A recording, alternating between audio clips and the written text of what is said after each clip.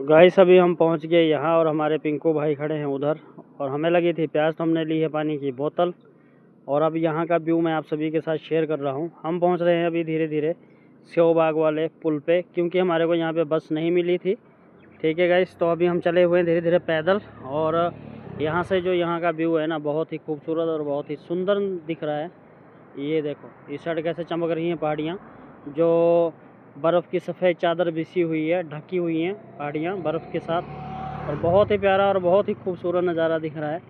ठीक है गाइस, हिमाचल प्रदेश कुल्लू से वीडियो मैं डालता हूँ। आप सभी लोगों से हाथ जोड़ के हम्बल रिक्वेस्ट है, प्लीज़ मेरे चैनल को सब्सक्राइब कर दिया करें मुझे सपोर्ट करने के लिए, और बेल आइकन ज़रूर प्रेस कर लें ताकि हिमाचल प्रदेश की कोई भी वीडियो डालूँ तो मैं आप सभी लोगों को देखने को मिल सके। ठीक है जी, thank you so much, love you all, धन्यवाद, जय माता दी।